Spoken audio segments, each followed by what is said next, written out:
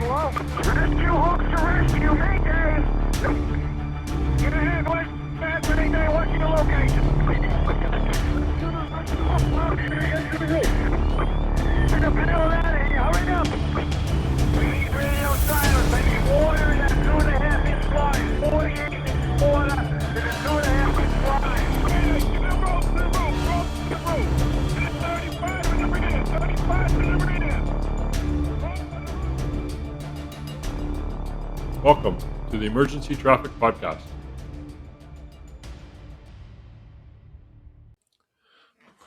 Hello, and welcome to another episode of the Emergency Traffic Podcast, where we review firefighter line of duty deaths from official reports and various sources.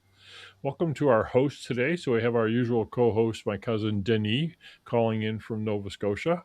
And we have a special guest host from Winnipeg, firefighter Lionel Crowther, who was involved in this tragic line of duty death in Winnipeg in 2007 that we're going to be covering here shortly. So hello, Denis. How are you? I'm good. It's lucky we're not doing a video here because you won't see me with my heavy sweater on. we have a blinding blizzard. It's below zero. It's snowing to beat the band and blowing close gusts to 90, and it's coming in from the northwest. It's almost like being in Winnipeg. I mean, you know. Hi, Lionel. How are you? Good afternoon. So usually we hit a couple of, thanks for joining us, both of you. This is excellent. We tried a couple of years ago to hook up with Lionel to get on the episode, and times didn't work, so we pinned it down today, which is good. I had to give up a teaching gig today to do this, so it was awesome. Let's see. Current event. So the drama continues in Norwich, PA, where the Yantic Fire Companies and others are launching a lawsuit against the city for taking over the fire companies. So the city is trying to put them all under one chief and umbrella, and they took the trucks away under police escort a few weeks ago, and now the fire companies are suing the city against what they've done, trying to get it under a single service. So these things happen, and it's just a sign of the times. New Zealand Fire Service is on strike. Low pay, inadequate resources and equipment causing lots of problems in New Zealand with the fire service, and they're actually striking. I'm not really sure what response they have in the meantime while they're striking. I saw some news reports of, minimal response during the strike, which is terribly unfortunate for the public and for the firefighters. Wichita, Kansas are reporting inadequate staffing and stations to meet national standards, the local investigative report shows, which, it's not a new story. We've seen that in Calgary and in Red Deer and down in Halifax and other cities in the prairies, where the firefighters have had to push hard to get adequate staffing and funding to provide a proper minimum basic response. So, good on them to keep putting it in the public eye and hopefully make it good, especially for the safety of firefighters. And in the UK, the Fire Brigades Union, who actually does most of the line of duty death reporting investigations as well over there, they are decrying cuts to the fire service across the country. They're cutting fire service pay and stations, closing stations, which is another problem.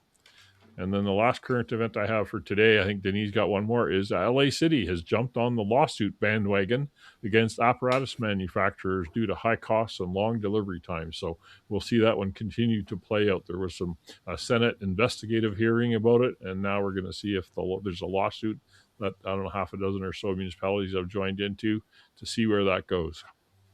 Yeah, we were just talking before we went on air, Paul and I were, that when we started in the fire service, you could buy a pretty decent pumper for under $100,000. And now it's like pushing $2 million. And we're going, wait a minute, my salary didn't go up like that. So what's going on? No kidding.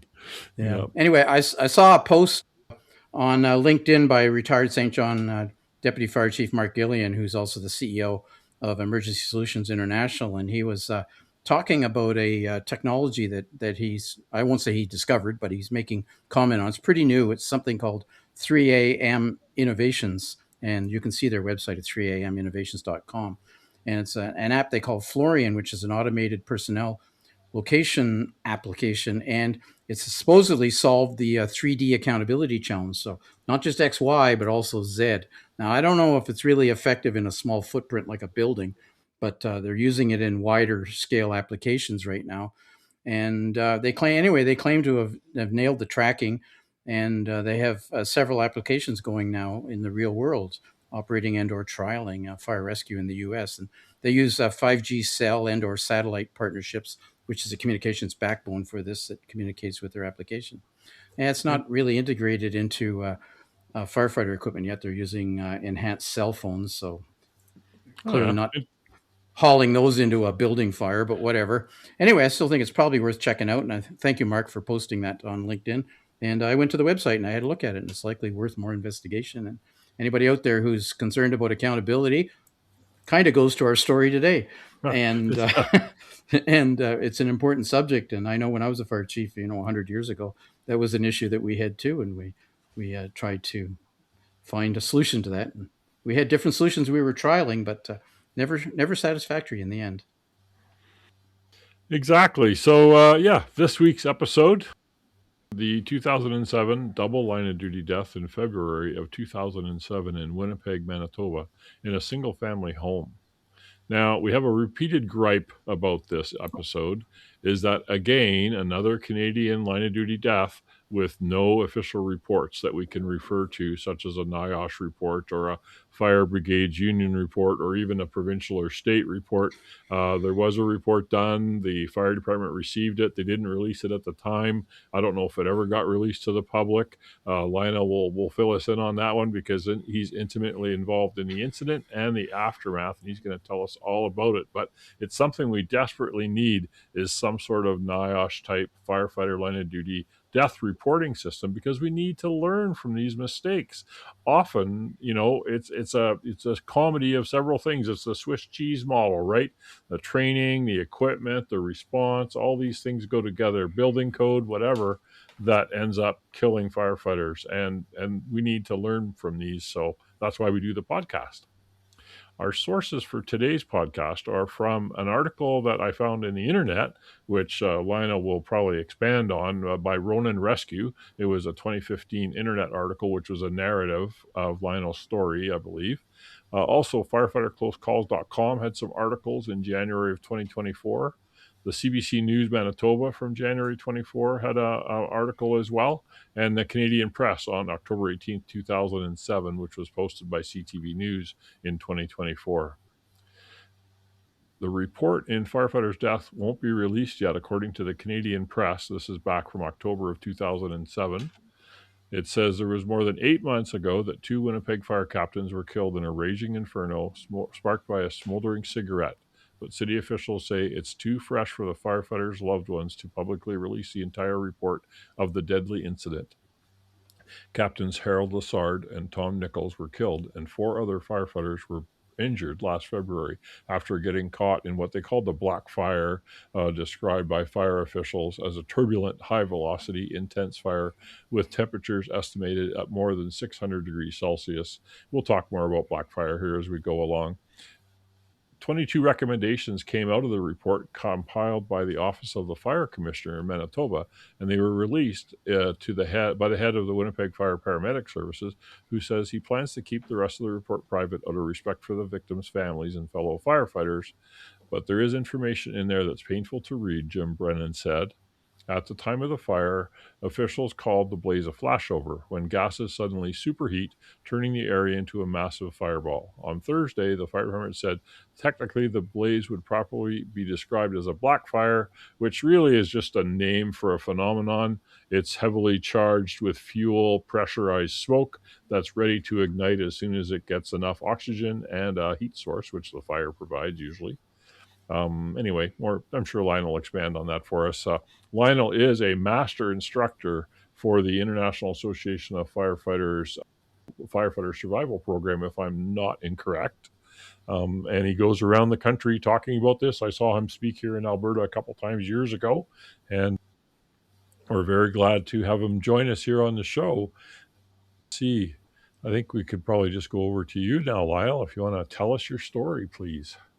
Educate us. No, thank you for your time, and going over this is one of the things that I really think has been an honor in my second part of my career. Sort of, it's almost like in 2 phases, the before and the after. But now as a company officer, as a captain with Winnipeg Fire, I really take it as part of my responsibility to educate and learn as much as we can from it, even though it may not be directly related to the incident that happened in 2007, but it definitely instigated who I became after. So by starting, I really want to make it aware that it was a very different fire service from where we are today to where we were then. And I really feel it now, especially as a company officer, is how we train. Very thankful for where we are now from where we were then.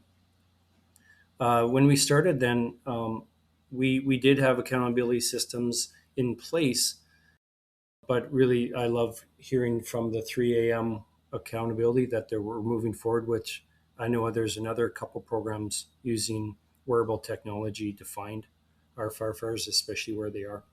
But in 2007, I was 8 years on the job, so think about those times of where I was, where I fit, and my responsibility then. I was driving most of the time. I was a fire medic, which meant we couldn't use the term paramedic because of a contractual issue. But I was practicing not just fire related, but I was very busy as a fire medic as well in downtown Winnipeg. I was stationed at number 1 station on 2 platoon. But this night, I was actually called in on overtime, and overtime back then was like a unicorn. You never got overtime, and so when we had a young family, then our boys were only 4 and 2 at the time. Overtime was like a gift because I didn't work on the side anymore. I wanted to be a dad at home, and having that overtime shift was a blessing for us. But then I responded, and I actually got my home station, so I got to go downtown at number 1. The weekend before, I just worked with the crew on day changes, trying to bank time for time off and things like that. So I knew the crew really well. I changed over with them many times, and I knew Captain Lessard quite well from working with him and also working with him when he used to be the captain at 4 Station down in Osborne Village. I like describing that night as a typical February in Winnipeg. So very cold. It was minus 36, and then with the wind chill, end up in the minus 40s. Like it was almost up to minus 46 with the wind chill that night. So we had like a 35-kilometer wind coming from the northeast. So when I responded, got down to 1 normal changeover, getting back into work, and I was actually assigned to engine 101. And normally overtime, you usually get to work on the squads when we had the squads at number 1. But being a fire medic, they actually brought me on, and I was on the hydrant for engine 101 that night with Captain Harold Lessard. The call didn't come in till later, like mid-evening, when it came in at 19:30, at 7:30. But it was actually in a secondary response district. It wasn't our first in. And so the rescue in that area wasn't attached to the fire complement. And so it was funny because I remember seeing our tape. We used to get the paper. We used to have a print off sheet, and we could take it with us, and it said engine 101R. So we were actually responding as the rescue because the rescue was unavailable for that district. So we were actually going into St. Boniface, which is a residential area. So it's a little different than normal downtown responses. So we're going in there. I remember going in, and I called to the driver, and I said to him, I knew that area. I used to drive in that district. So I said, I got you. I'll guide you in. So he didn't have to go to the map. The halftime show was going on with Super Bowl, so there was next to no traffic. Thinking about those Sunday nights, and also it was minus 46 with the wind chill. So what's your staffing? 4? So back then we had 4 per engine, 4 per rescue, but 2 on ladders and 2 on squads. Plus also the district chiefs. Our district chiefs have an aide or a driver, so we have a par 2 on our district chiefs trucks as well. Right. And how many units were called to the call? Initially, we had 2 engines, a rescue, a district chief, and a ladder. So that's your normal response to an alarm to a residential. But then when it was established as a working fire, then we had 2 more units assigned as assisting with water supply and a secondary rescue for RIT or rescue. Thank you. And so that working fire wasn't established when the crews are on scene. The district chief responding, he actually put it in early. He saw the smoke. He saw those things as he was responding. So thankfully, Bruce Duncan had the heads up to say, no, I'm going to make this a working fire. Let's get those crews moving, because not only for that it was a working fire, but it was also that it was very cold that night. Yeah, so he was really a really great guy. He had a lot of great experience in working a lot of fires, but a lot of different factors came in early because of this response. So some of the things you mentioned, it was a cigarette in a garage that established the fire in the garage, but it wasn't. It was unbeknownst to us that fire had been burning for 2.5 hours. So when the kids were in the garage 2.5 hours earlier, they were smoking in the garage, put the ashes into a garbage can, went back through the house into there and down into the basement. And that's when they smelt smoke 2.5 hours later. So think about all those things, products of combustion, all those things are happening, all the things we store in our garage were now involved in that fire. So set the scene a little bit. I believe the homeowners were away on a vacation. The elder daughter was taking care of the younger son. The younger son had a friend over. The elder daughter had gone to the store or something and left the two boys in the house, which potentially they were smoking in the garage, which boys will do. And then they went downstairs to play video games or watch TV or whatever. And then they left to go to the friend's house, right? Well, they actually, the boys, the daughter had left a couple hours earlier to go to a movie with her boyfriend. And we saw the tracks in the snow. We had 2 cars in the garage. So all those things are factors we were looking at. And the boys, being young, they came upstairs looking for where's this source of smoke, looking all through the house, then went through the kitchen to a little area in the back right by the garage, which I always called it the man door. They opened up the garage and he found a fully involved garage. So when they closed the door didn't latch. The investigators shared that with us, that the actual latch did not latch on the door. So they ran out of the house. They went down 2 doors to the south to the neighbors and called 911. And there was 9 calls on the tapes dictating or calling in that there was a house fire, attached garage fire. And the 9th call to 911 was actually the son. But they unfortunately didn't state that they were the occupants. And this would be an inward opening man door, right? Yes, as they typically are. Yes, yeah, exactly. Yeah, mine doesn't latch either. I got to push it a bit when you shut it. Yeah. So any overpressure in the garage would have pushed that door open. Yeah, exactly. And that's where we talk about pressure and things like that when we tried to educate on this one. So it's that pressure. But it didn't extend at that part. But there's some of the factors, like when the crews got on scene, we have pictures of the first on scene where it shows the garage fully involved. The door was still intact, but you can see these doors are rated to -40, but you can see the bubbling on the doors itself. So it's quite an effective when you're doing your size up. And also looking at the smoke itself. Being -40 with the wind chill, the pressure of that night, the smoke was lying in the neighborhood. You can see it and then it would take off, right? So you can sort of look at the pictures, you can see the smoke laying and almost like that it was being scrubbed by the snow on the roof. It probably had about 3 feet of snow on the roof of the home at the time. You can see some of the pictures. So the smoke is being scrubbed. You can see really dirty, charged smoke coming out of the windows of the front garage door. And also there was a window by the front entrance that was also fully involved and extending up into the eaves. That was right there. So you can see that partial where the extension happened. Yeah. So this is a 2-story home, not a very large home, with a garage on the left, attached to it, and a bit of a porch. With the main entry was actually kind of off center on the alpha side a little bit, right? So yes, exactly. It's we call it the Cape Cod style, very common, especially in your region in the East Coast.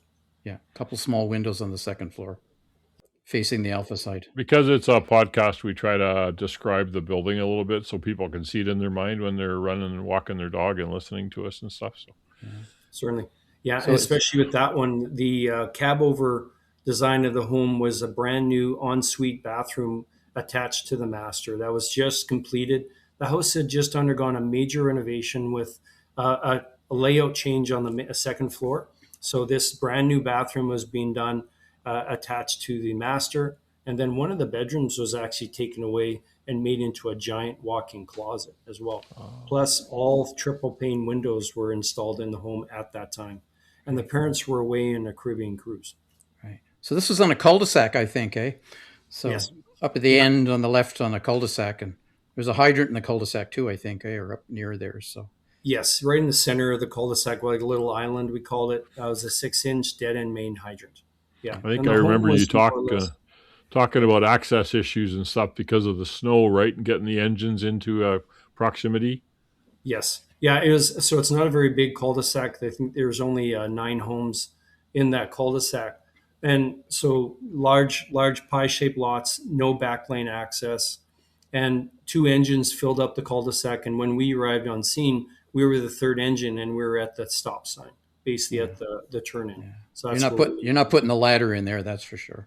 unfortunately, because of staging issues or lack of, the ladder didn't have access, and the ladder staged on Aubert, which was the cross street accessing the cul-de-sac.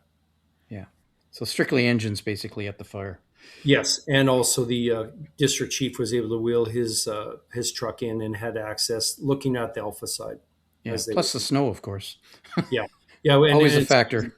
Yeah, we actually had a lot of snow, a pretty heavy snow load that year. So you can see in the yard, in the front, you can see at least 3 feet and at least 3 feet in the backside on the Charlie side for when they're trying to do the 360. Yeah. So for those of our listeners who don't deal with snow, you're talking about, it slows everybody down and it's exhausting, right? So it takes it right out of you. So it affects your crew size, really, doesn't it? It kind of, you need all the people you can get. Yeah, and thankfully the first in engine 3, they actually were deploying the lines were right off the driveway.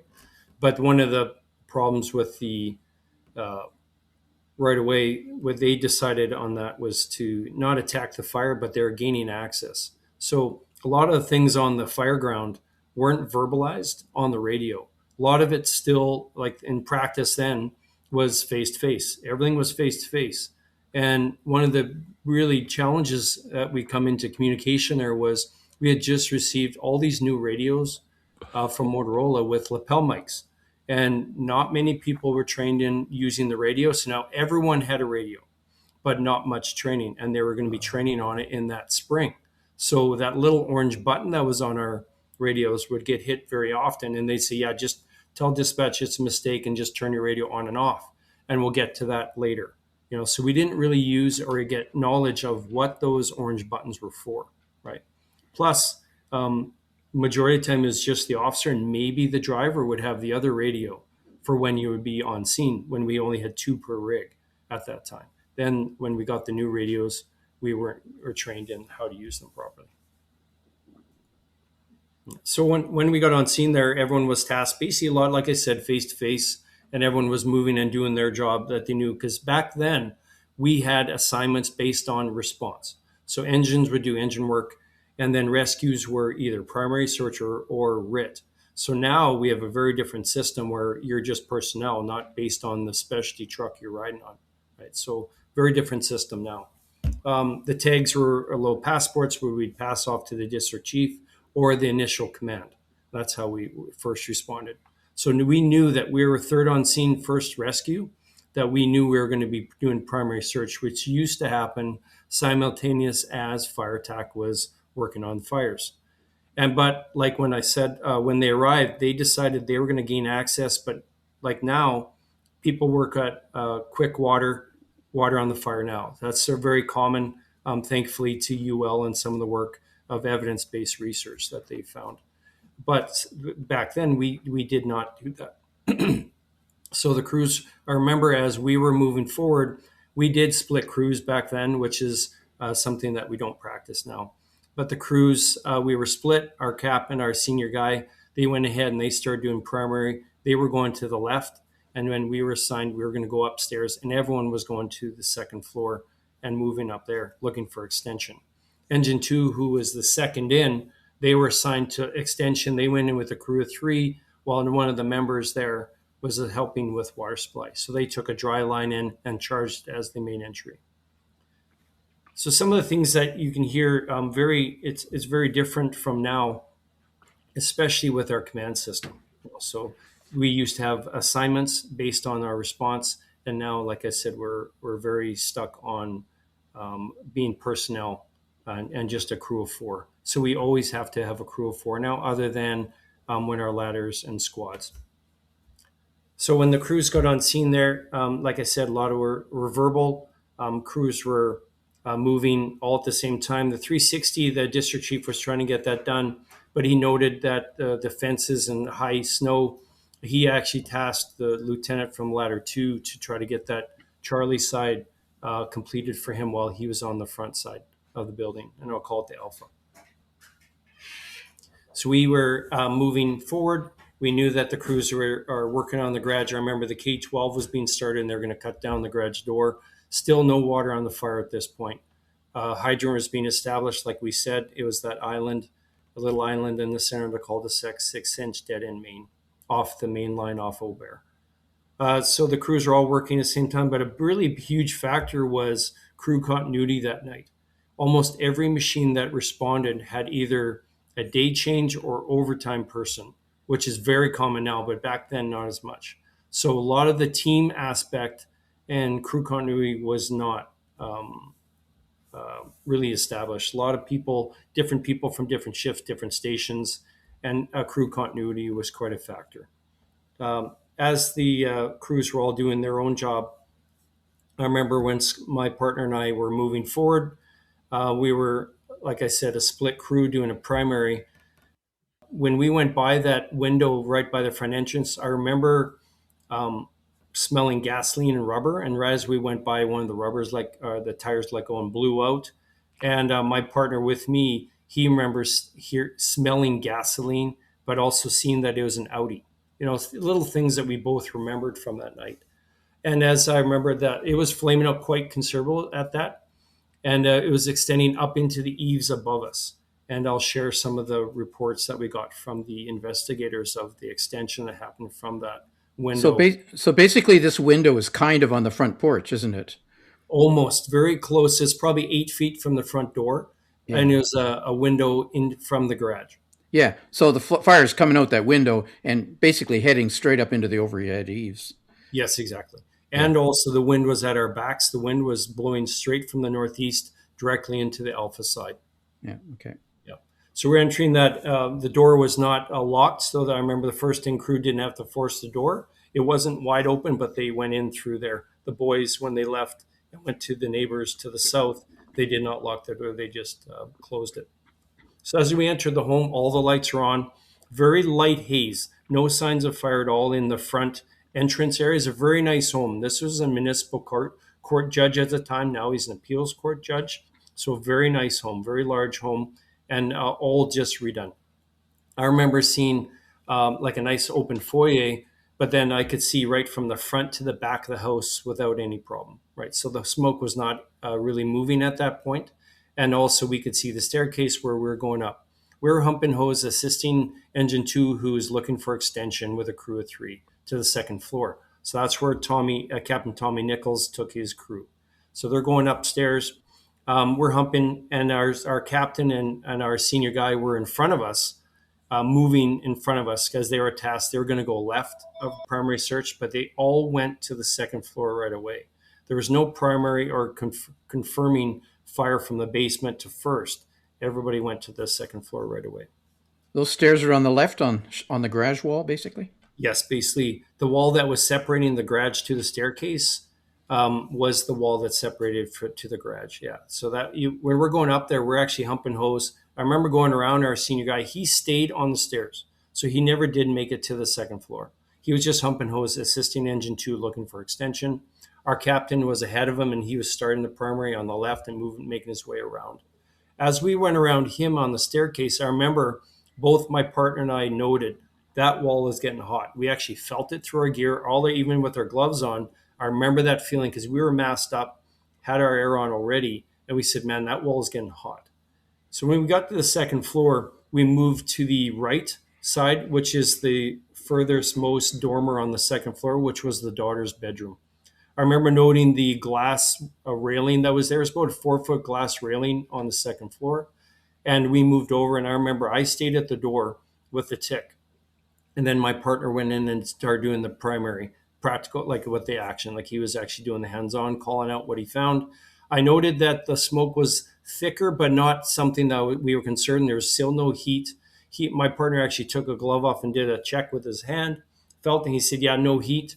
I remember looking with my tick. There's no visible signs of fire or any extension in this portion of the house. So you're in the Alpha Delta quadrant, right? Alpha Delta quadrant? Yeah, exactly. Second Right. floor, Alpha Delta. So and it was the daughter's bedroom. We're calling out. He remembers calling out. We had a dormer, and I marked the window with the tick, showing where we were. So he's moving around. At the same time, I can hear on the radio a lot of feedback. So Scott, or my partner that night, he said, hey, and he was getting a lot of feedback. The night he remembered and noted that he had problems with his radio the night before, that they had numerous fires, and that it had frozen. So he said, hey, I'm turning my radio off because we were getting a lot of static and feedback. So he did that. So I said, yeah, got it. So I would call out if we had any transmissions. I remember hearing on the radio the crews moving over on the other side of the house to the Alpha Bravo second floor, calling out that there was no extension in the master, and that they were going to actually send one of the crews down to grab a pike pole to pull ceiling to see if it extended into the second part of the attic from the new addition of the ensuite. Of course, we did not know that all the renovations were ongoing and just completed, and what they had done to the layout. I also heard that the crews were working on the garage, and the garage door was being brought down, and that they're now putting an 1 3/4 line on the fire. So all those little factors were in the background as we were completing our primary, the second floor. One of the members that went down, he was grabbing a pike pole. He was outside the structure at this point. The lieutenant from ladder 2 was tasked to try to get to the Charlie side to get that 360 completed, but we were already interior. So then I noted on my tick, I started seeing there was soot accumulating on my screen, not thinking of anything about fire behavior, because unfortunately we did not educate our members in fire behavior at this point in 2007. And also certain terms, which I'll get into, were not noted or even used in the fire service yet, as we use now, which are common. So I noted that, and I remember my partner moving around. And then I hear on the other side on the radio, the Captain Tom Nichols stated his member that he was with on the nozzle took out a window. And they had asked for PPV to be set up at the front door to clear the smoke from the inside of the home.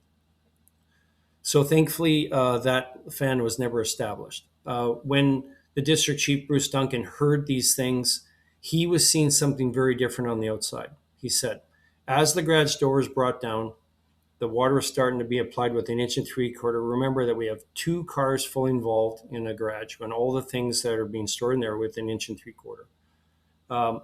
He saw a big plume of smoke come out and then suck back in right away. So I remember right away, he said, negative to ventilation. I want you to evacuate. Right away, Bruce saw what was going on and he wanted us out. So great thinking on his part. I remember hearing that call out. There's tones that were put out by dispatch. And then also I remember hearing the air horn, 3 pumps the air horn. The member that was outside grabbing that pike pole, he sees what Bruce saw and he starts running to the front door. And what he was saying, that he was trying to get to us to tell us how to get out or where the door was. I tell my partner that night, I said, hey, they called us out, evacuate, in a non-urgent tone, because my inside did not match what Bruce saw, the district chief saw outside. So my partner's coming towards me. We're maybe 8 feet away from each other. And as he was coming towards me, all of a sudden, that's when that thick black turbulent smoke dropped on us, just like a window shade. And it dropped like with heat, and also like to the point where I could actually feel my nail beds were tingling. That's how quickly the heat changed. From when my member just 30 seconds earlier had a bare glove, saying there was no heat, nothing, and just light smoke in that room. All of a sudden, within probably 30 seconds, we had that black fire event. So he actually comes towards me. He actually runs right into me, bumps right into me. We're on our hands and knees, bumps into me. We can't see each other. But I say, okay, I'm in the lead. I did a 180 and then I'm looking for the door. So we start making our way outside the structure. I hear a lot of commotion, but nothing on the radio, right? Nothing on the radio at this point. So we're making our way to the door. I find the door. I find the hallway. I'm moving down the hallway now and making our way to the stairwell. We're only maybe 12 to 14 feet from the stairs. My partner is on my right boot. He's following me in, following me out down to the staircase. I hear a lot of commotion on the other side, but I didn't know what those members were doing. One of the members that was on the nozzle that took out the window, he was pulling the nozzle out, trying to get the hose line out of that master bedroom so then they can pull ceiling. He was approximately at the top of the stairs when that black fire event happened, and then he heard the evacuation. He dropped the nozzle, jumped down the stairs, but not realizing he hit our nozzleman, our senior guy, knocking him down, and he rolled down the stairs. When he got down to the base of the stairs into that front door foyer, he didn't have the hose line. He had no visibility. And then he shot across in pretty scattered and ended up disoriented in the living room. At the same time, our other member that was going in to get that pipe bowl, he was trying to get to that staircase and shouting up to us, here's the door, here's the door. So he had made it. Somehow those two missed each other at the base of the stairs. But he made it over there, and he was at the base of the stairs calling out to us, the door is here, the door is here. So unfortunately, just due to the sounds of the fireground, I never did hear that member, but he was there at the base of the stairs. So I remember feeling the drywall transition. I remember feeling, I'm on the glass now. I remember feeling the 4x4 post at the top of the staircase, felt that top step. I said to my partner, hey, I got the stairs, not realizing the other member had just dumped down the stairs. As I hit that, that's when everything lit up. And that's where we really bring up that heated wall. We thought that wall failed. That's what it felt like. It looked like, because we had a wall of orange coming up and basically igniting all that fuel we were swimming in. Basically, all that incomplete combustion, all that black fire is basically a precursor to a flashover. The heat was unbelievable. Like, I was so fortunate, and my partner and I were so fortunate. We had that 4-foot glass wall. I was able to duck back in there, and then everything around us ignited. The lieutenant on the Charlie side, he saw it blow out that window, and that then things were. He saw the first four ignite, and then not even a moment later, it exited that broken window. My partner and I both crouched down, and we both said, we got a window, and we tried to get back to that bedroom where we were just seconds earlier. So as he was on the Alpha side. Yes, yeah, we're trying to get back to that window of the bedroom that we had just searched, which is the Alpha Delta second floor, the daughter's bedroom. So he remembers letting go of my coat and doing a beeline 180 and beelining for that window, because we knew we lost our stairs. All we could hear was screaming on that other side, but we couldn't see who was there or even knew the accountability of who was still on that second floor. So he's going for it. I remember as I turned, all of a sudden I got hit and I got knocked down the hallway. I landed flat on my back. I didn't know what hit me. I didn't know what caused me to be knocked down the hallway. All I remember is being in the air and then landing on my back. I thought I was in a closet for the first probably couple weeks after we talked about this incident, but I found out that later I was in a bathroom because we got the layout later. I got up quick. It was like you sprang up pretty quick, because everything now, my gear was starting to accumulate that energy, that heat, and it must have been at that saturation point because everything seemed hot around me. So I grabbed my tick and I tried to look at it, but I couldn't see anything, not realizing all that. And during the black fire event, all the incomplete combustion, all the soot was basically baking on us, and it blacked out my face piece. So I don't know if it was my glove or my cuff on my sleeve. I had wiped my face piece and I could see white screen. So I knew, okay, we're hot. I couldn't see anything. So I dropped my tick. It was tethered to my side. And I went back to what I was doing, thinking that I was going to the bedroom. I was on the right-hand side, going back to that bedroom. But unfortunately, I was on the opposite wall now. So I was actually turned around, got pretty disoriented because we do primary search off the hose line. So thinking that I was on the right, I was actually on the opposite side. Now I'm on the north side hallway on that side. Getting out, unfortunately, my partner said he had heard a sound, but he didn't know what it was because he's beelining, moving pretty quick, trying to get to that window.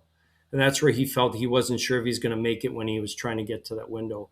That's the heat that we were exposed to. So when he reached out, he remembers feeling the dormer step and then a bench. So he knew he had the window, and he remembers the sound that his gloves made on the vertical blinds. He remembers that sound, and he knew he had the window. At this time, I'm moving at the same time. And as that was all happening, the member that was calling out to us on the staircase, as that flashed up at us, he was caught on that third step, like on that low riser on the part of the staircase that went up to the second floor. He got pinned down there, and thankfully he was able to back his way out. There's fire all around him. Unfortunately, he got turned around and thought he had a double door, thinking it was the access to get out, but it was actually a closet underneath the stairs. So he found out very quickly that wasn't his front door. And so he made his way, and both members that were on that first floor, that initial, the Nozelman, then this other member, they both made their way out the front access. They had apparently jumped in the snow. So this is seconds, not minutes, like it takes me to talk about this. But when I got up, I made my way into the hallway. I'm going on the right. All of a sudden, I come across a firefighter lane in the hallway, and it's a set of boots. So I think it's my partner that we both got knocked down. But as I'm shaking him, I'm pulling him towards me, I find it's my captain, it's Harold Lassard. So I say, Cap, we got to go. We got to get that window. So I'm thinking that we're still looking for that first window that we had found during our primary. So I was able to pull the Cap with me, and we ended up on the Charlie Delta bedroom, which was another bedroom on the second floor, unbeknownst to me. So I'm moving pretty quick. I've got the Cap with me. I'm pulling with me. And it felt like I literally moved 2 feet and I smashed into that Charlie wall. Then I reach over to my right and I find the window, like right away. And it's only 4 feet up, which is really low for a second story window, for in a bedroom. So I'm like instant. I felt this relief. I'm like, no, we're good. I got a window, Cap. I got the window.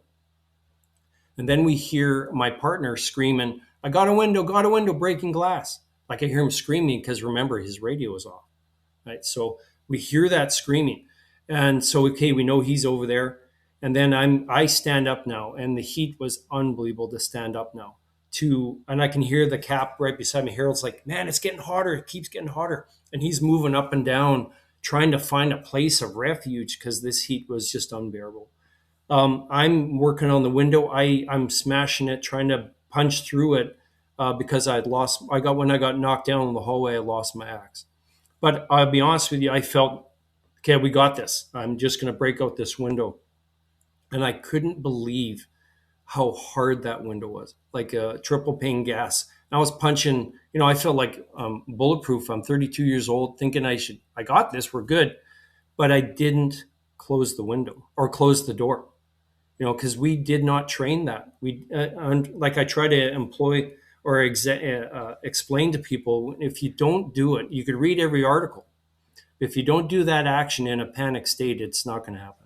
That's the question Denis and I talked about the other day, going, why didn't they close the bedroom door? You're in a bedroom. Yeah. But of course, you felt like you went 2 steps and you were against the wall already, right? And you thought you were in the front. Yeah. And also, like if I would have known like to do that practice now with my crew, we do it. Like we practice when I do a primary, we're going to close the door. One member stays at that area and the other member does it. So you can isolate that space. Right? And really, if you find a victim, then I don't have to worry about closing the door, and then I can take the window. And you were dragging Captain Lassard with you too, which would have been a trick to drag him in, jump over him, close the door, then go get the window in extreme heat in the dark. It's like, yeah, but I think you got to train for it. Exactly, and that's the biggest thing. That if I could have closed that door, it would have changed the world at that point. Right? Did Lionel? Did you know you were in a bedroom? I felt the bed. Yes, yeah, I could feel the bed on as I'm going by on the right. I felt the bed, but it was a moment. Like it, I think I know that I was in panic mode, like I was in fight or flight. Of course, but closing the door would have required you to head back towards the heat. Yeah. So it would have taken discipline and training, like you said. Yeah, and both I really believe in. Yeah. So those little things, and then so as I remember, I remember punching through. My right hand went through first, and I just kept punching through the window, and then we heard this sound. Like that's when my partner dove through the window on the front. Like he was thinking he wasn't going to make it at this point. Dove through head first, thinking he's going down 2 stories.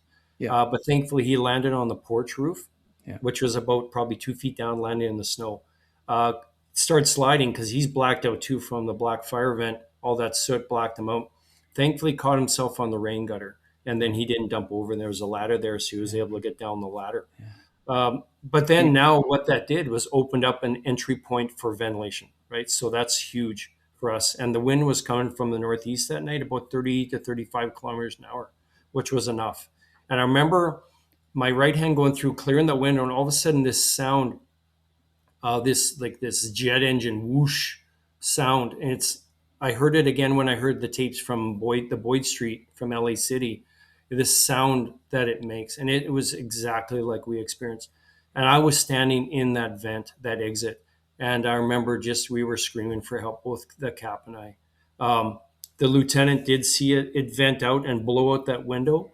But then he said after it vented, it was nothing, just billowing black smoke. It was trying to like dump all that volume of energy that the house had contained. So this is the ladder 2 lieutenant who's outside on the Charlie Delta edger. Yes. Yeah. He saw the first floor ignite, blow out that first initial Bravo Charlie corner, second floor. And then it was very soon after that it happened to us as well when I broke out that window, creating that other vent.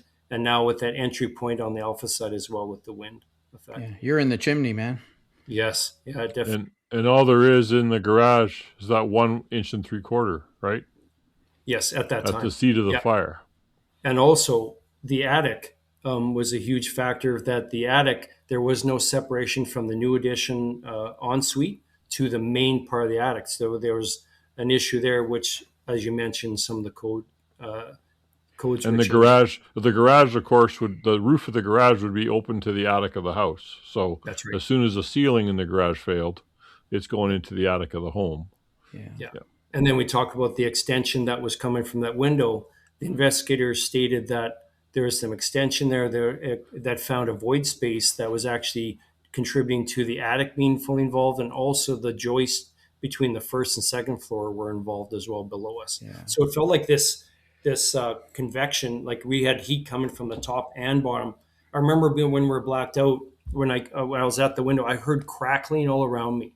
So it sounded like literally there was fire, and the heat was so intense, it literally sounded and felt like we were standing in fire.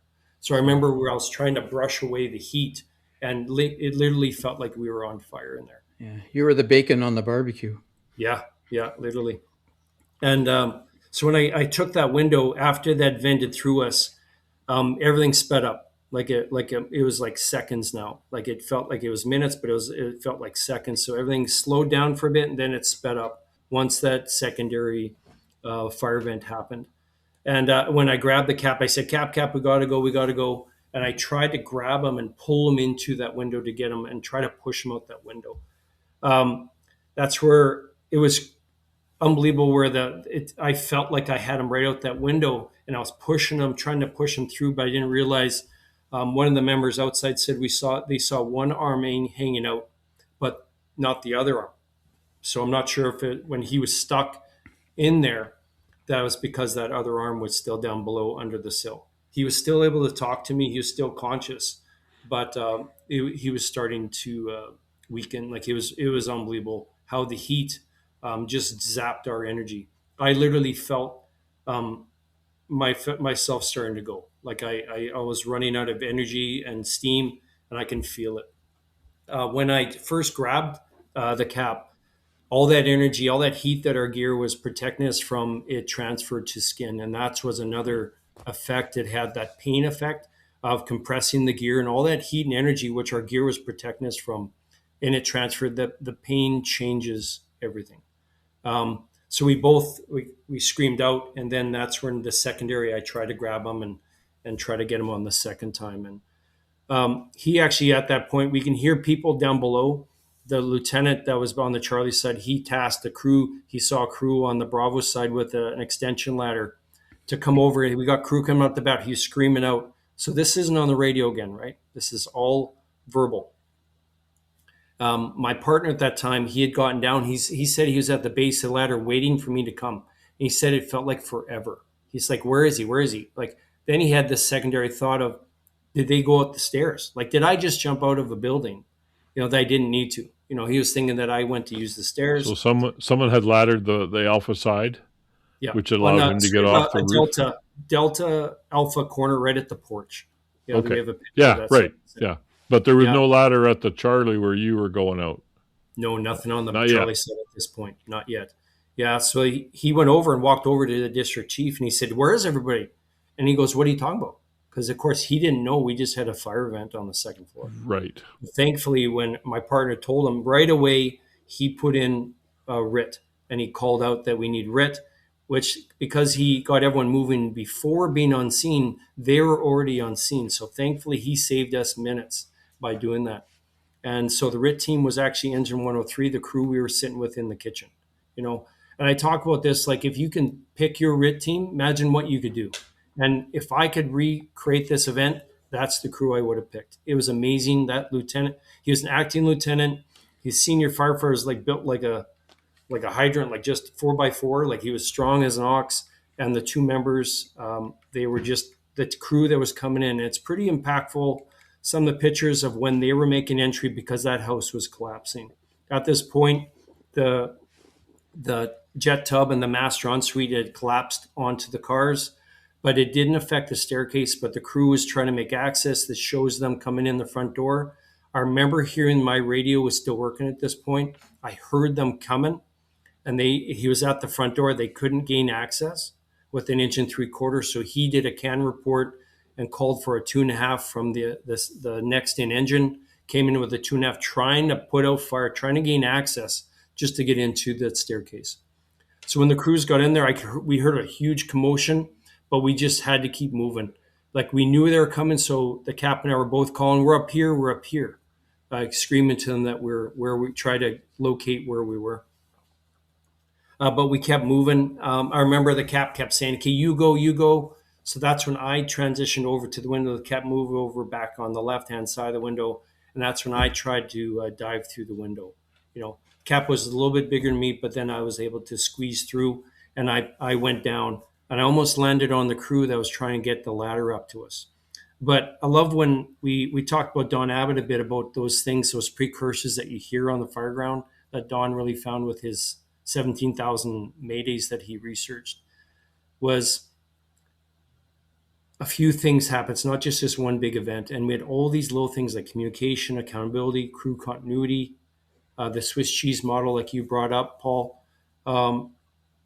It happened there too. Like the ladder, as they're pulling this ladder, a 28-foot extension from engine 3, as they're trying to pull that ladder, they were pulling on the halyard and the dogs jammed, right? And then as they pulled it again, the halyard broke. So all these little factors changed what happened. Like it's not just one massive failure, but it's all these little things that accumulated to this double line of duty. But the members still kept pulling. Then the lieutenants helped them. So 3 of them were trying to get that ladder up to us. And they can hear us calling for screaming for help. And that's when they were shouting to jump, as they were trying to get that ladder to us. Then another member came to the back, the driver from ladder 2. He was in the back there, and they're trying to get that ladder up to us. And as that happened, that's when I dumped out the window. I landed about 14 feet down, landed on the deck. They couldn't see me. So they were, like I said, the smoke was billowing out. I landed on the deck, almost landed on Lee. She was right below the window, almost landed on her. Thankfully, I didn't. I missed the barbecue. I missed the railing. I landed flat on my left side just as I dumped out the window. So honestly, it felt like I fell a foot. And all I remember is taking a breath and closing my eyes. Like no pain anymore, no pain from the fall. It was like instant fine. I felt fine. They explained to me, I thought they picked me up and carried me over to the snow. They said they all of a sudden looked for me because they couldn't because of the smoke. I was about 5 feet away in a snowbank. So I don't remember that part. Then they geared me down. My helmet was smashed. It broke on my left-hand side. Melted. My helmet was melted against my face piece. I was blackened out, like all covered with soot and cooked. And they were taking my stuff off. Then they realized it was me. They didn't even know who it was, No. right? Because crew continuity, all those factors. I'm overtime. I'm not a normal on 3 platoon. And then they started walking me around. I remember the one member, he jumped and was able to climb up onto the sunroom roof and was literally pulling Harold out the window. He had him at the window. So I see that. I move around. Okay, like I just couldn't believe that it happened, how quickly it happened. But then, okay, they got him. They got him. So another member went up. They had the ladder at a really poor angle because it's a 28-foot extension. So it's Too really long. It's poor. too long. Yeah, it's too long. One of the members, Lee, she got underneath and was shouldering it so it wouldn't kick out. Now our platoon chief, Bob Wright, is now on scene, the senior most member on the platoon. He's on scene butting the ladder so it doesn't kick out. Everybody was converging to the back side because they say they're coming out the back. So all those things were happening. No, I The RIT team- remember. I remember when you presented here. It stuck in my mind. Maybe it's my imagination. You never know. I am fairly imaginative sometimes. But when you were trying to get out the window, you broke it. You decided you were going, and you got caught. Your tank wouldn't go through. And you said, I think is what you said, is you remember taking a firefighter survival course or something, and they taught you to loosen your straps to allow your tank to go in line with your head, so you had a narrower profile, and that did it. And all of a sudden, the next thing you knew, you were on the ground. Is that what you said? Very close to that. So Okay. yes, we had done a RIT. We had done the 12-to-1, like the Phoenix model of RIT. We had Right. done that the summer before. So I was on 103 that week, and we had done the RIT maneuvers, and then we had gone through, and that's what basically one of the things I was able to get through a really small area without having to doff my pack. I was able to squeeze through, being young and 32 and thinner. So I was able to. I remember popping my pack up, like you said. I actually didn't loosen, but I was able to maneuver my pack, my cylinder up to that top left corner to make the.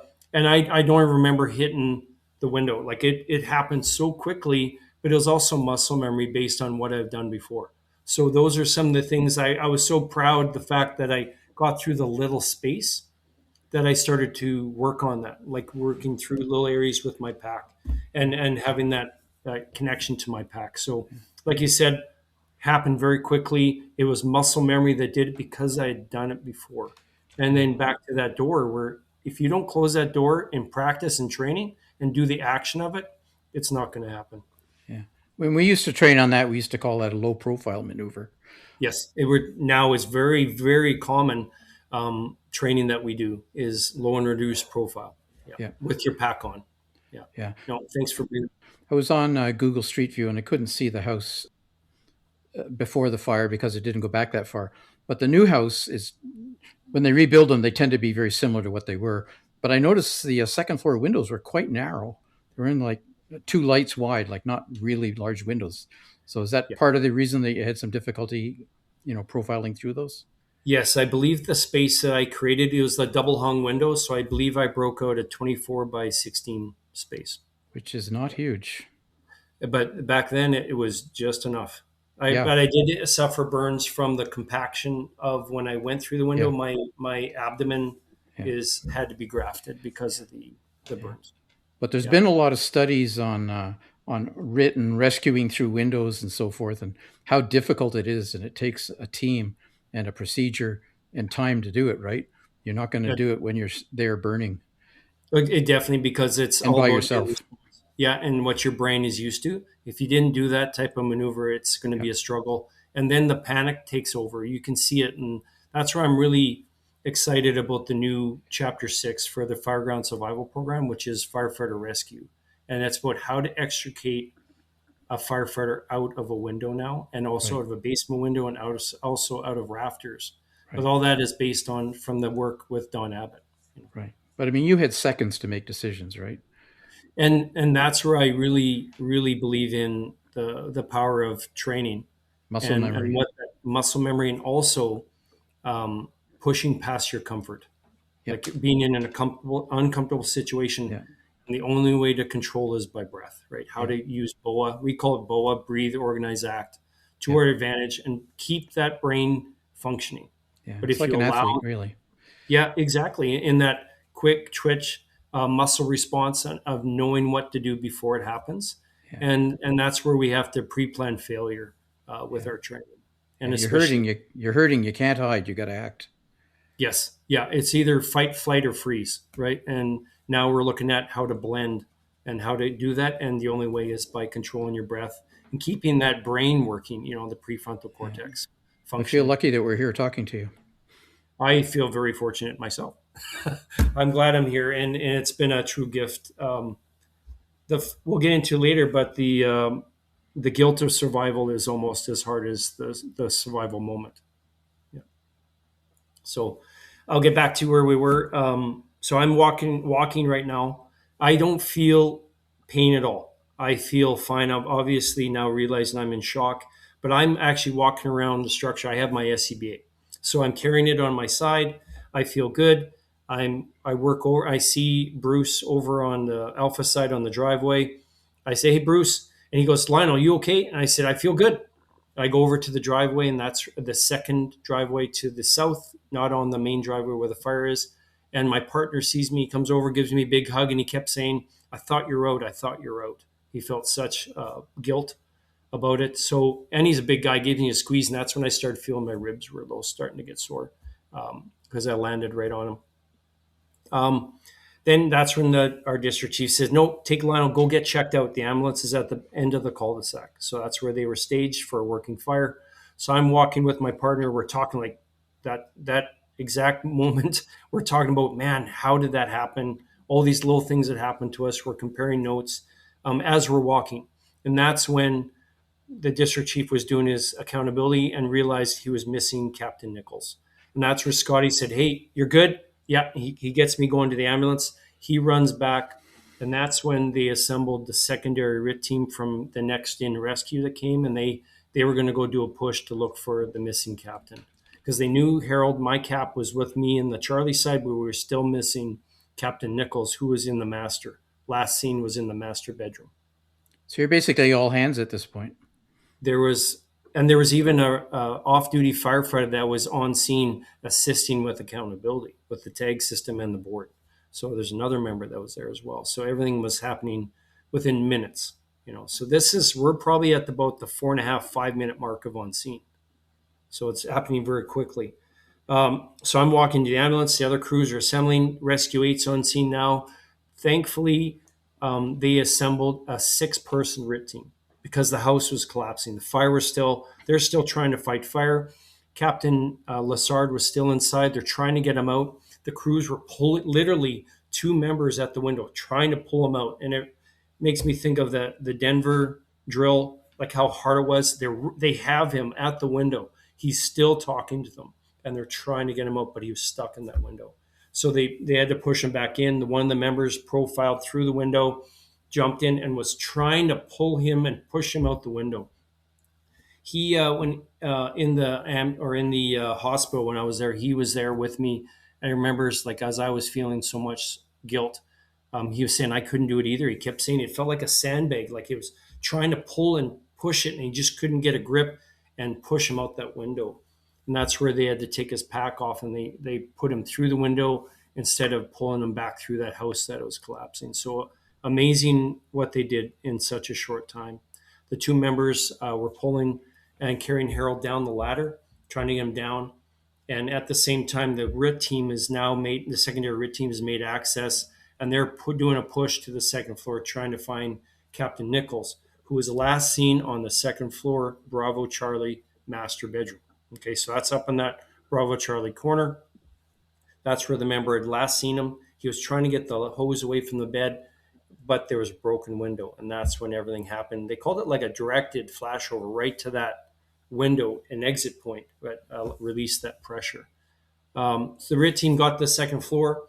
The crew, I remember the member telling me he scanned. Thankfully, he scanned where he thought he was going, which was left, but scanned all the way to the right to the room where we had just exited. And thankfully, he did that because that's where they saw Captain Nichols' leg sticking out of the bedroom. And that is on the other side of the bed. We just exited that window. We had no idea Tommy was there. His past device, nothing was alarming. Everything. So he'd made it down the hall to the bedroom you were in. I didn't know that. Wow. Yes. So that's a huge thing for us. Like, we had no idea that Tommy was on the other side of the bed from the window. But unfortunately, there was no past device going off, nothing. He had suffered massive damage to not just his PP, but his body as well. His son Kelly shared with us the autopsy results. We couldn't access those. So his son shared with us that Tommy suffered massive burn to his upper body. His SCBA was not functioning at that time, and it burnt through his face piece, the first layer, and almost right through the second. So you got to think that assault that he had. And also, when they pulled him out, I'll get to the full extent of his injuries. So they found him very quickly. Thankfully, the crew found him. They said it felt like they looked like he was like trying to pull the mattress or blankets on top of himself when he had gone down. And so they pulled him out very quick. He was unresponsive. Thankfully, a crew of 4 went to where the down firefighter was, and 2 of the crew members stayed at the top of the stairs to mark the exit. So such a quick plan, but it was so effective because they needed to know, because everything was getting pretty bad. So they extricated Tommy very quickly. At this point, they got Harold out the back on the Charlie side. Our platoon chief was there, Bob Wright, and they kept saying, "Harold, we got you," because he kept saying, "Boys, it's too high, it's too high."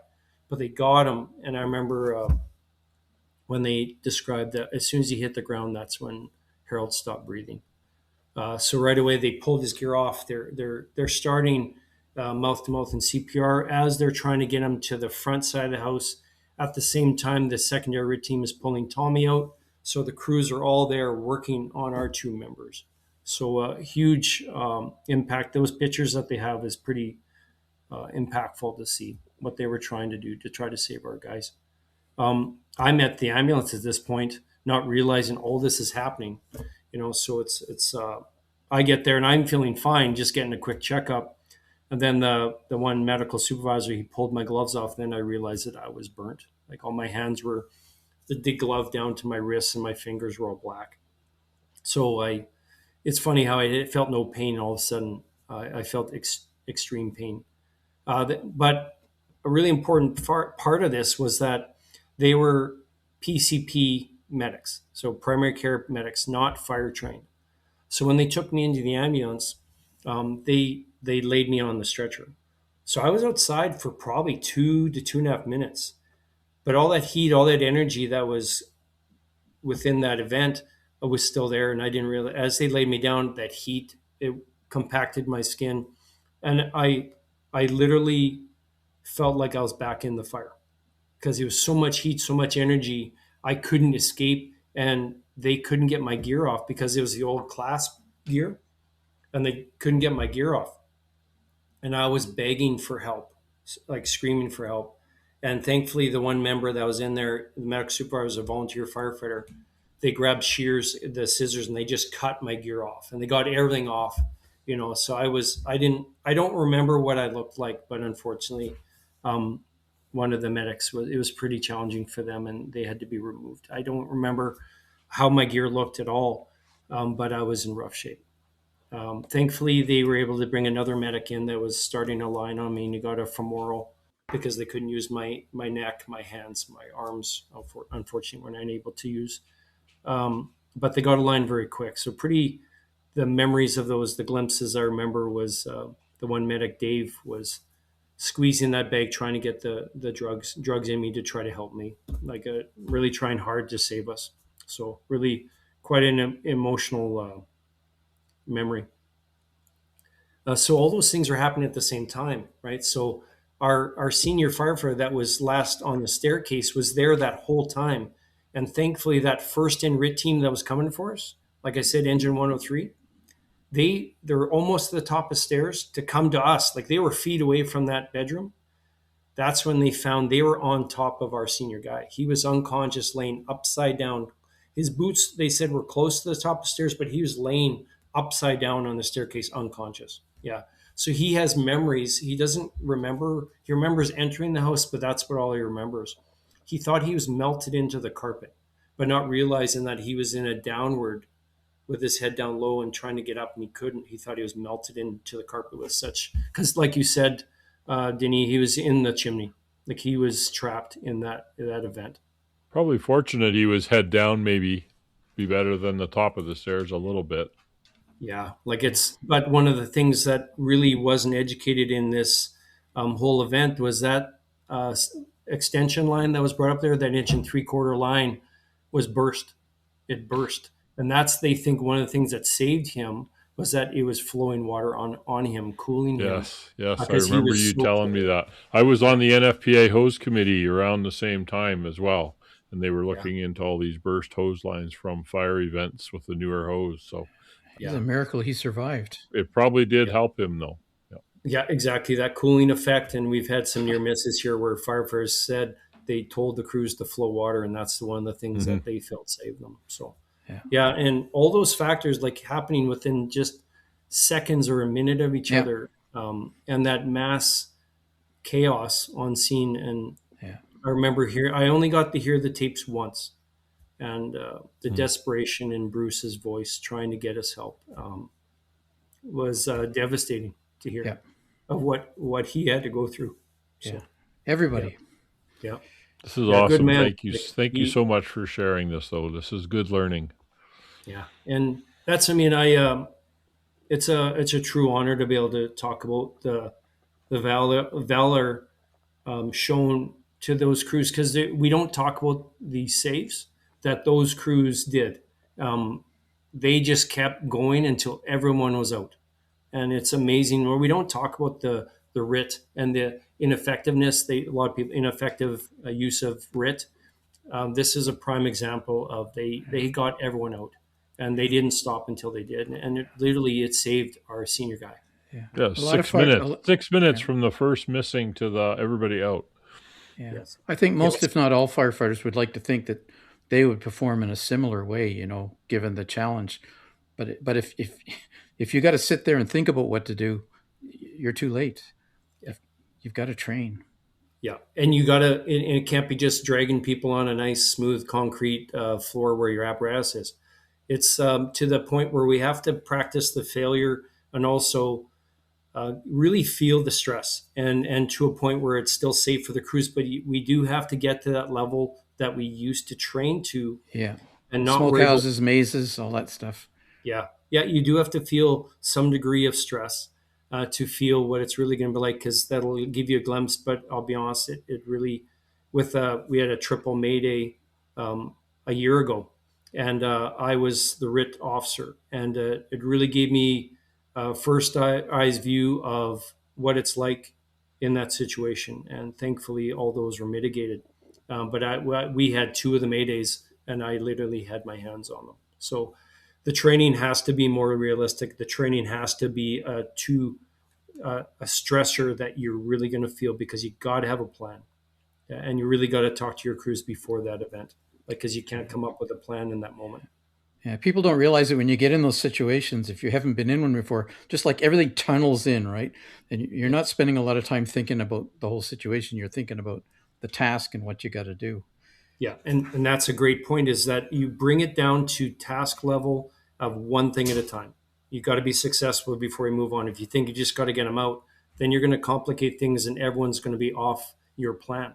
So that's where you got to stick to teaching your crews how to work together as a team for one thing at a time. And that's where BOA, like Breathe, Organize, Act, really does emphasize keeping the brain thinking. Don't fall into the fight or flight response, and control what you can when you can, and be prepared for what you can. So the after effects really started happening. There's basically 4 trauma reds being sent to our emerges. So thankfully, the first 3 of us, it was myself, our senior guy, and Harold Lassard, were sent to Health Sciences, where our burn center is.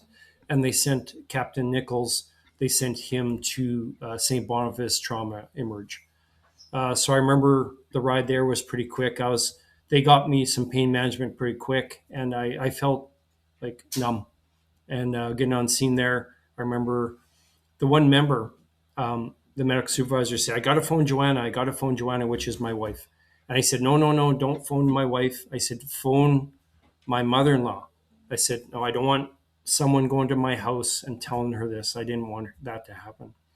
And so we made a plan where he phoned my mother-in-law, told her what was happening. She's a nurse, so she had the background. And then he had a great idea to get her brother, my wife's brother, to pick her up and drive her to the hospital, so then she didn't drive alone.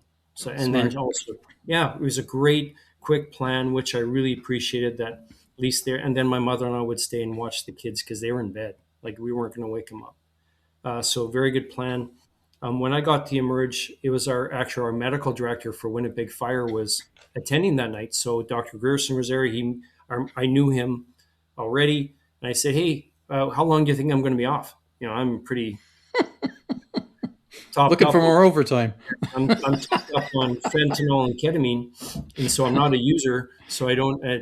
I was pretty out of it. So I remember them taking me in there, and a lot of the residents, they knew my wife because my wife works for the University of Manitoba Emergency Medicine, so she coordinates their times. So one of the residents actually took care of me, Chow, and she was a wonderful lady, and they really cleaned me up because they knew Joanna was coming. Joanna doesn't like blood, doesn't like seeing pain, and so I really appreciate that they took such good care of us. Like when Joanna arrived on scene, this is her workplace.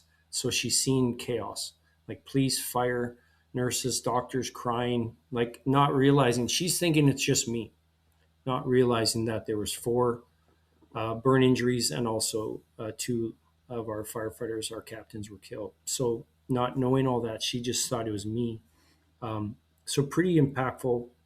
Remembering those glimpses of when Joanna got there and those first conversations. But then I remember everything stopped. They were going to intubate me, and they had to pull Joanna out, and then everything stopped again all of a sudden, and I was alone. And that's where they pulled in Captain Lassard beside me. And so remembering that was my last memory, really, before I was intubated when he passed away. When they called him because it was the old emerge, it wasn't separate rooms, and unfortunately, that's my last memory of realizing the extent of this incident. Yeah. You never get over that. No, no, it's something that I'm very thankful. My family shares with me, and also Yeah. we're very close with Lynn Lassard, which is Harold's wife, and Yeah. so she's become a very important part of our family. Yeah. We appreciate you sharing that too, because I think most firefighters don't experience this, and you don't really realize that it's more than just the incident. It just keeps cascading onwards. Yeah, and that's where I'm very thankful that I like puzzles, and I just didn't want to sit and let it go. And this is something that we took on. It was our identity for some time, unfortunately. So you lose some of that personal identity, but then we were able to recapture a lot of it because we accepted help. And I know a lot in the fire service is very hard as rescuers to accept that something's not right. And thankfully, my wife and I, as a crew, like there was four survivors there that um, we were able to get help from a trauma specialist, Dr. Bill Davis. And Bill Davis had been internationally known for his work in trauma and first responders. So he had responded to Oklahoma bombings. He had gone to 9/11, lived with the FDNY for a year. He knew our culture. He knew terminology. He knew our values, right? So very wonderful man. I'm so thankful. When we first went to him, we were all going to help our senior guy because we like, we're good, we're good. Like everyone kept reminding me, no, you survived. You're okay, right? Like, at least you didn't die. So I'm like, oh, I guess I should feel good about this, right? So I just had this back looming survivor guilt that I'd never experienced before, and no one had a name for it. Yeah. But that's what it was: is why did I make it, right? Yeah. And It's the why why did me I- syndrome. Yeah. Exactly, and yeah, very very impactful time. But thankfully, part of the thing, the agreement with Dr. Davis was it wasn't just for us; we had to have our spouses involved, and Yeah. that not only saved me but also saved our marriage, right? So because my wife was carrying the guilt of working overtime, that she was couldn't help, like she couldn't, and she didn't know why she felt this way, and then to accept the fact that it was also affecting her. Yep. That's such a thing we don't talk about. We don't talk about the things that we bring home, the calls that come home, and how it affects my little boys. My boys were only 4 and 2 at the Yeah. time, and how it changed their little minds of why is dad not able to come home, and why can't we touch him? Why can't we be in there? Because they wouldn't let kids in the ICU. Right. Yeah. And I'm sure your wife didn't want you to go back to work either. So not at that job. Not well. We did make an agreement that we said, yeah, let's go for it. Let's try to get back to work in those months after. But then I didn't realize the effect it had, because the success of actually um, being able to get cleared to go back to work, and then all the work we did to get there. All our plan was to get back to work. So after that, we didn't have a plan. You know, I mean, I'm very plan based now. It's very strategic now. But we didn't have a plan for, okay, what's it like to go back to a call? What's it like when dad goes back to work? And we didn't Yeah. realize of what it did to the family. And Joanna and I really try to educate people on the fact that it's not just the one, it's the team, the Yeah. family really has to be prepared for that back to Yeah. work. For the Imagine, yeah. Imagine you heading out for your first shift. Must have been traumatizing for her. Just, is he coming home again? Yeah, Yeah. exactly. But initially, when they were going to send me some slow station, I said no, and I wanted to go back to one. And my captain, Brad Harless, at the time was 100% supportive. He made the push where I would be the fifth member on the engine with him back on at one. So it was a great plan. But I actually asked if I could get training. I said I'm not sure if I can do this. I asked to go to the academy for as long as I needed. And so I'm glad I did that, because I can't imagine if I didn't have that muscle memory yet of what it was like, or even the confidence Yeah. Get your that confidence back. Yeah. I'd get my mask on, because for the first few years, I was really suffering from that survivor guilt of now I had to go back, and why was I going back and doing it for them, and a lot of those reasons. And so I just straightened that out. I really had to get a little more confidence, and it took about a month, though. It was not easy. It was very difficult, and a lot of things were put on your plate for pressure of I need you back, or you're the only one that's coming back, or things like that were there. Yeah. So I People don't swallowed it. realize. Yeah, yeah. So I took on that as I was reminded very regularly how fortunate I was. So I felt I guess I can't really complain, you know. Yeah. So is So I that how you got remember. into outreach? Yes, that's exactly how I got into that, because I felt very alone for a while.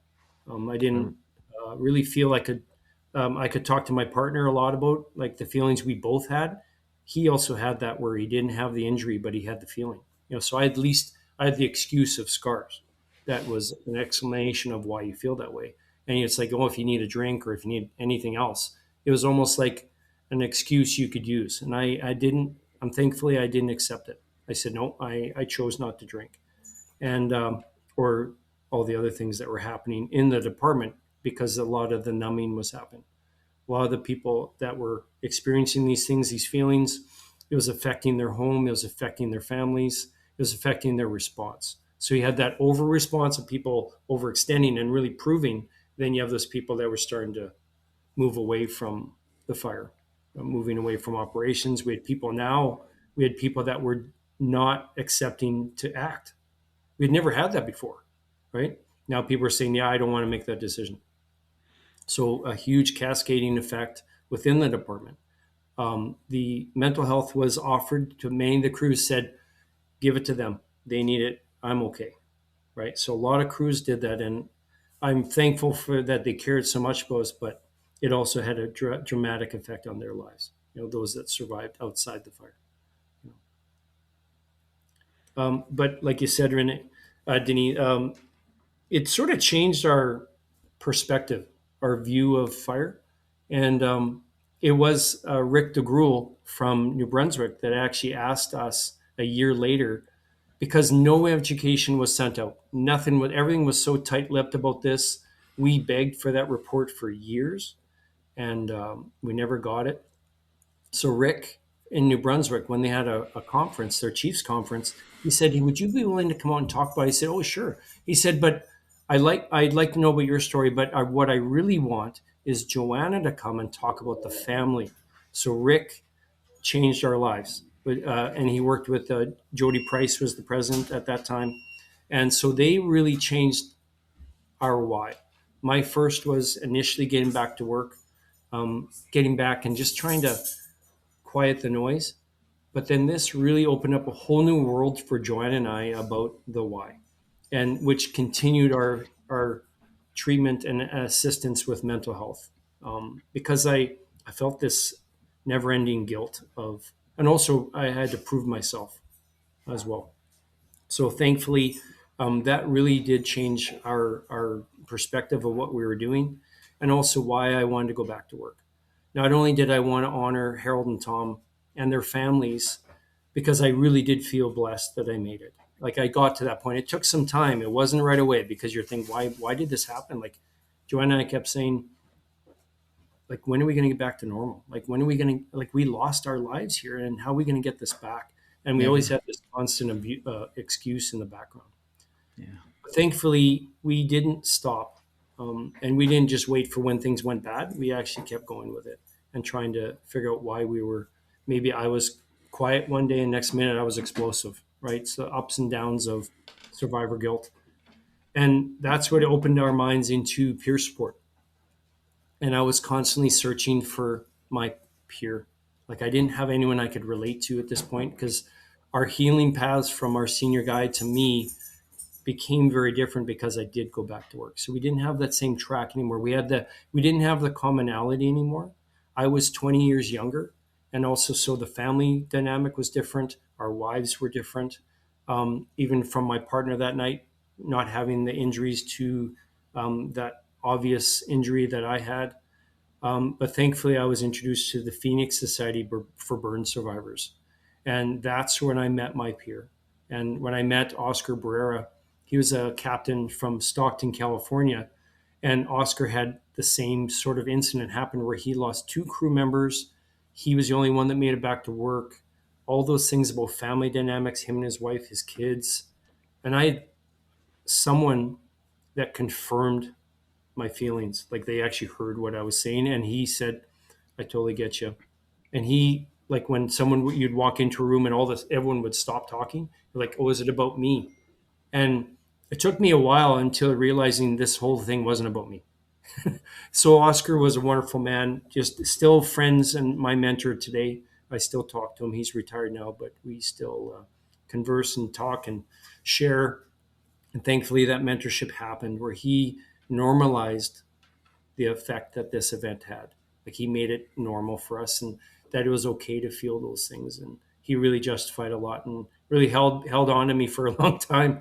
So a good man. And the same happened for Joanna with some of the spouses that we started to link up with, where we were all very similar incidents. All of us went back to work too early, trying to prove ourselves, trying to get back to a normal that we would never get. Wow, that's amazing. So, changes. We talked about muscle memory, controlling your brain through the breathing, lots of training, make the training realistic, not the fire hall concrete smooth floor for RIT, which I've done in abandoned old houses, which is awesome. Try to carry up a guy up a rickety stairs and stuff like that. What other kind of, learning moments for our listeners can you share? Any other ones? Well, definitely. Like it's funny, ironic. In 2007, there was quite a few near misses and line of duties, all related to this new term that wasn't used before. In 2007, the term flashover and flow path started to be educated on, and that was a huge change. And when you look at the timeline, Dan Manjikowski was still with NIST, and then he was teaming up with this new young guy, Steve Kerber. Yeah. And UL, the Fire Safety Research Institute, is now creating a section of UL. Yeah. And for educating. To me, the thing is that most of the firefighters today, and I say this to Denny, and I don't know if he agrees or not, but they've never operated a wood stove.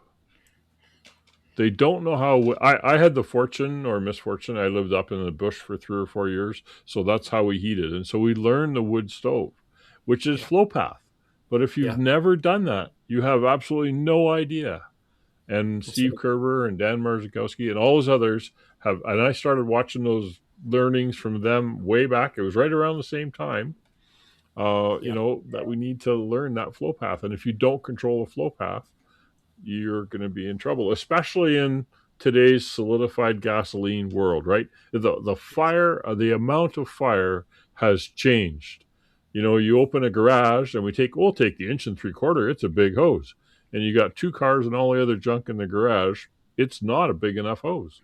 There's just not enough water there. Even if you open it up to 200 gallons a minute, it's not going to do it, right? Especially if you've got wind, which you had. Yeah. So and it's neat to look at when we talk about size up now. Size up is not just about the exterior; it's about the box that we're going to enter, and all those factors are huge. And that's why I'm so excited that UL and it's the Fire Safety Research Institute is now really making things evidence based and bringing peers from across North America that are going to have a common language. And that's the goal. And then so I'm so thankful that UL has done that, because I remember finding those resources online because Yep. there wasn't a lot. And I Nope. was really searching back then, like with Dave Dotson's Reading Smoke was another really huge impact in the fall of 2007 when I got to take that program. And I was just searching. I was trying to find information. Okay, how can I justify this? Not only in just the fire science side, which we never educated on.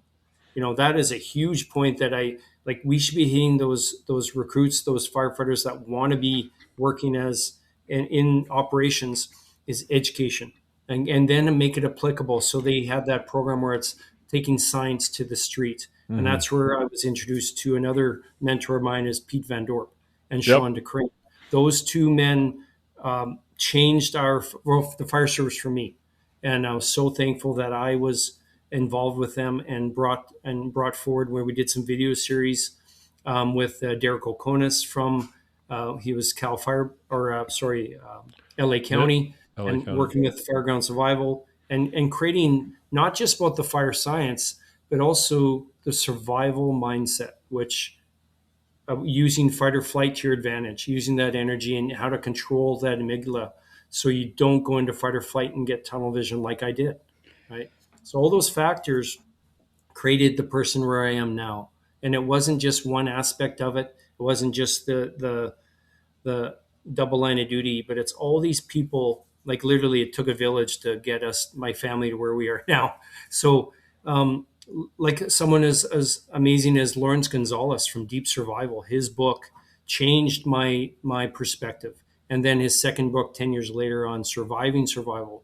So we did a video series with Lawrence, and that's where he was releasing his little beta test book, and he gave me the beta test book of surviving survival.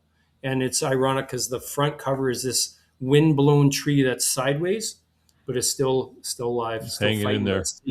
It's hanging in there, and it's funny. I felt that way, and Lawrence gave me that book, and we've remained friends today about those stories that we're all a part of. But many people that are involved in these incidents live in that 30 seconds or couple minutes, and unfortunately lose the life that they gain from surviving. Yeah. And so he taught me a lot about that, those stories of how we can take that incident, and it doesn't have to dictate our value or future, but it can also redirect it into a life of purpose, which I truly believe what I've been given the gift of is purpose, because of these people along the lines or along the years that we've been involved, that really gave us that chance to have a sense of purpose. Because that incident, I believe we can learn from it, so it should never happen again. Yeah. And I think that's my role as a survivor in the fire service, is beating the drum of why. Why do we need to do this? Your presentation really tweaked me onto this podcast in a sense long ago, underlying, because you presented, and I remember you showed the pictures and described the house and stuff, and I'm going, this could happen anywhere. This could happen in my town. How do we prevent this? And we didn't know at the time how to prevent it. Learn about flow path and all that kind of stuff. And then I think I met you in Winnipeg. I was selling fire trucks, and we brought a demo to Winnipeg or something. And I think I met you. You must have been in training, and you weren't. I didn't know if you were going to make it. You were. I could sense that everything wasn't right with you, which Still is pretty raw. awesome that you've been able to turn that around for yourself and your family and get out that, and that's why we do the podcast, is just to get the word out, right? But no, I think I remember that now, and that's why Denis is doing it too. It's like, how do we help? Because unfortunately, I have a spreadsheet. Denis seen it of hundreds and hundreds of line of duty deaths since, and only traumatic ones. I don't do medicals. I don't do anything else. It's all trauma, some accidents, since 2000. And I have no fear we're going to, unfortunately, although the numbers are going down, but we're not running out. We have to keep. And what was the one saying? Somebody was at a Brannigan or somebody was at a conference and like, oh, those NIOSH reports, they're all the same. So I know we haven't figured out a new way to kill firefighters. It's the same way over and over. But how do we get the word out is the problem. Yes, and Tim, one of the NIOSH investigators that was really impactful with when I first got involved with NIOSH and Fireground Survival, was he said, you guys are making it too easy for us because all we're doing is clicking and copying and pasting all these things that are so similar, but because of this, I think it's almost like an ego that we don't need people from the outside to tell us what we're doing. And we sometimes need someone to come and outside of our bubble and come in and say, this is what I see you doing. And I said, we can get ahead of this. And that was a huge awakening because we're so busy with fire in Winnipeg. Like last year was my busiest fire year I've ever had in my career, and especially for our city. Are we still doing those same things? And thankfully, I can see the progression, especially with the training, with understanding ICS, but we still got some work to do. We still got to get past using UL to its advantage, like having evidence-based, because we're not so different. Like the fire's the same everywhere. Yeah, it's the same. But in our mind, it's different. Exactly. And that's where I really believe that we got to make a peer group of professionals that we can build like you're doing. Like if we can educate that we're not so different, then bring in the common terminology and all those things that Don Abbott was trying to do. Like, why do we have 7 different names for RIT? Which is ICS. That's ICS, yes. Common terminology, Yeah. share the terms. Unfortunately, a lot of the fires we do, the line of duty deaths, the word complacency comes in. Yeah. And being comfortable. And how we get complacent. Just grab the pre-connect. Just go in the front door. Let's go search upstairs. Let's open the window, right? Well, of course, we didn't understand flow path at the time, so that's why they opened the window. It was getting smoky in the house. Didn't realize you're surrounded by. Exactly. Got to vent the roof. Don't get me started. Yeah. Too bad we don't have Doug on the line here. Yeah, and we still have like people with basement fires here all the time, and they had actually had Mayday last week here in Winnipeg with a firefighter going through the floor. Yeah. So we're really pushing hard to get that after action. So then every incident commander, every member, every nozzleman understands how did they go through the floor. Yeah. And it was a building under construction. Yeah. So how can it be still happening, right? But that's where we got to start from education. Yeah. It's because we're not listening. I mean, I often sign off this podcast by saying, we need to pay attention to these incidents. We need to learn from them. We can't all be at a fire scene where somebody dies. We've got to learn so that we're not ever at a fire scene where somebody dies. Well, and that's where that perspective, like this is mine, not the incident commander's. I was an 8-year firefighter, and then 2 years before that as a volunteer. So my perspective was so limited based on the education and the training and experience I had. I can't imagine if I could be that young firefighter again where I am now. You're 30 years on. I spoke to the Firefighters Safety Officers Association. They had a webinar last year, and I mentioned the podcast of what I've been doing, and they're like, yeah, because our firefighters don't get to go to big fires anymore. We're doing so many medicals, so many car accidents, so many lithium-ion battery fires, whatever they are, everything is the big one is very rare. And so how do we build that experience up in their heads? Training and situational awareness like podcasts and video series, training series, UL. That's how we build that experience in their brains. But we're not doing training properly either. I mean, in the 70s and 80s when I learned about flow path, it's because we were training on structures that had been taken off of ships, and we were lighting oil fires and going down the gangways. You pretty quickly learned about flow paths because your ass was on fire, literally. So, literally. but nowadays involved. Nowadays, nobody wants to have a dirty fire, right? So they practically, you have a smoke machine in a box and that's your fire. It's not. Yeah. No heat, no intensity, no fear. It's not. And we have to train our people not on just what think about themselves, but what task, and bringing it down step by step.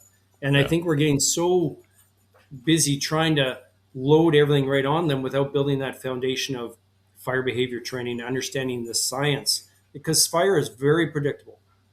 It is. And if we can get back to those basics, really back to basics, like what I'm very thankful that UL is taking this on, and now they're doing near miss. They're showing those videos like from LaGrange and some of the ones from in Georgia. That's like you see, Denis is giving the slideshow.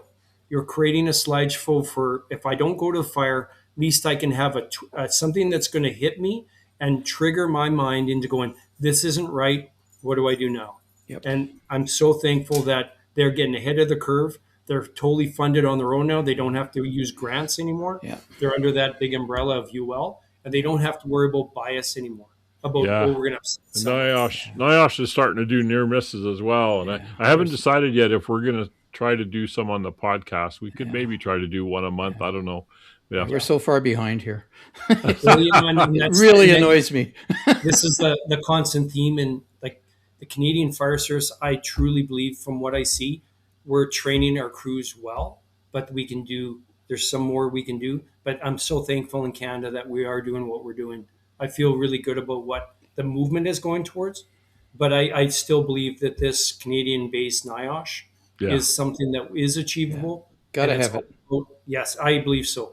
I think this is something that's going to change the game because we do have different standards in Canada, which I'm very proud of, and that I think we can take our crews to the next level. And I believe that these line of duties can be prevented. Yeah, if we hide our mistakes, then we have to depend on everybody to learn them for themselves. Yeah, it's just not a good way. Yeah, and that's the voices that when those firefighters are ready, that's a strong voice. And thankfully, I was given the gift of people and support, and now I can actually move forward and try to help as best we can, not just at the fire scene, but also to help those firefighters return home to the people that they need to as a father, son, and a husband, right? So, and mother. So all those factors, I believe, are achievable. A line of duty doesn't have to devastate your life. Yeah. Surviving should mean something. And I think we need to do a better job of support. We see all these things across our fire service when it happens. But what are we doing for the crews that get home? And that's where our next mission is. Yeah, I remember my mentor and the godfather of the fire service, I call him, Brunacini, saying, if you think training is expensive, have a line of duty death. Exactly. Yep. And the Brett Tarver incident, and Don talked to me very intimately because he was there. Don was there without Brunacini, and they changed the fire service after that. They did. Yeah. And they did a lot of training and and they created ICS and command systems. And so thank you I really appreciate your interest in our incident because there's still a lot to learn and a lot of things that I don't even know about the incident. About 2 months ago, I found out another tidbit of things that happened there that I didn't even know. Yeah. So these are things like 19 years later, we're still learning about an event that was so impactful that really did change our department. Yeah. The only way we learned about Yellowknife was we got the charges against the fire department, and we built the episode around those because that was the only public information. Yeah, and I know two of the people that were on scene there, so we could chat at the time too. So two good men that it changed their lives. Yeah, real pleasure talking with you, Lionel. Really appreciate it, and thanks for having the courage to bring all this up. It's tough, I know. Thank you for your support, and also it's a team. So whatever I can do to further the cause, I'm all in because I've been blessed that with this life I've been given after the event. The event no longer controls us. But now we can give back. And that's the goal of being in the fire service is try to do our best to make it better for those that are going to respond after we're done. So excellent. Thank you guys both. Thank you very much. Thank you, everyone, for listening to another Emergency Traffic Podcast. We hope that you will continue to find these informative and insightful. please tell a friend, share, like, thumbs up, and to help more people learn about us. And like Phil Esterhaus said on Hill Street Blues, I know that's too old for you, Lionel, and let's be safe out there.